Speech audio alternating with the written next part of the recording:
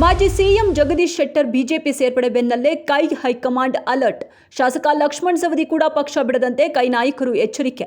CM Siddaramaiah, DCM DK Shivakumar ಅವರು ಶಾಸಕ ಲಕ್ಷ್ಮಣ್ ಸವದಿ ಜೊತೆಗೆ ನಿರಂತರ ಸಂಪರ್ಕ. ರಾಜ್ಯ ಕಾಂಗ್ರೆಸ್ ಉಸ್ತುವಾರಿ ರಣದೀಪ್ ಸುರ್ಜೇವಾಲಾ ಅವರು ಸವದಿಗೆ ಕರೆ ಮಾಡಿ ಚರ್ಚೆ. ಹಳೆಯ ಸಂದರ್ಶನವೊಂದರಲ್ಲಿ ಎಲ್ಲರಿಗೂ ಶಾಕ್ ನೀಡುವುದಾಗಿ ಹೇಳಿದ್ದ ಪೂನಂ ಪಾಂಡೆ. ನಟಿ ಪೂನಂ ಪಾಂಡೆ ಸಾವು ಅನೇಕರಿಗೆ ಶಾಕ್ ತಂದಿದೆ. ಈ ವಿಚಾರವನ್ನು ಒಪ್ಪಿಕೊಳ್ಳೋಕೆ ಅಭಿಮಾನಿಗಳ ಬಳಿ ಸಾಧ್ಯವಾಗ್ತಿಲ್ಲ. ಗರ್ಭಕಂಠ ಕ್ಯಾನ್ಸರ್ ಇರುವ ವ್ಯಕ್ತಿ ಏಕಾಏಕಿ ಮೃತಪಡುವುದಿಲ್ಲ. ಇದು ಸಾಕಷ್ಟು ಅನುಮಾನಗಳಿಗೆ ಎಡೆ ಮಾಡಿಕೊಟ್ಟಿದೆ.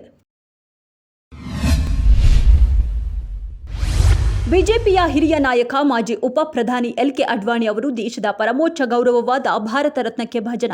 ತಮ್ಮ ರಾಜಕೀಯ ಗುರುವೂ ಆಗಿರುವ ಅಡ್ವಾಣಿ ಅವರಿಗೆ ಭಾರತ ರತ್ನ ಘೋಷಣೆ ಮಾಡಿದ ಪ್ರಧಾನಿ, ಮಹಾನ್ ನಾಯಕನಿಂದ ಕಲಿಯಲು ಅಸಂಖ್ಯ ಅವಕಾಶಗಳು ದೊರೆತಿರುವುದು ಪುಣ್ಯ ವಿಶೇಷ ಎಂದು ಬಣ್ಣಿಸಿದ ಮೋದಿ.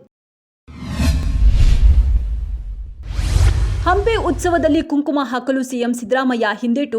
ಕುಂಕುಮ ಬೇಡ ಎನ್ನುವ ಇವರು ಹಿಂದೂನಾ ಎಂದು ಪ್ರಶ್ನೆ. ಸಿದ್ದರಾಮಯ್ಯಗೆ ಮಂಗಳಕರವಾದದ್ದು ಯಾವುದು ಬೇಡ, ಅವರಿಗೆ ಬೇಕಿರುವುದು ಅಮಂಗಳಕರವಾದದ್ದೇ ಎಂದು ವಾಗ್ದಾಳಿ.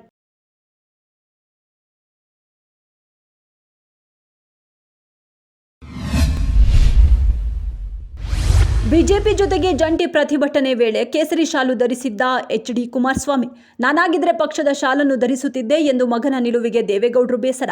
ನಾನು ಒಂದು ವೇಳೆ ಪ್ರಧಾನಿ ಮೋದಿಯವರನ್ನು ಭೇಟಿಯಾಗಲು ಹೋದರೆ ನಾನು ಕೇಸರಿ ಶಾಲನ್ನು ಹಾಕಿಕೊಳ್ತಿರ್ಲಿಲ್ಲ ಎಂದು ದೇವೇಗೌಡರು ಹೇಳಿದ್ದಾರೆ.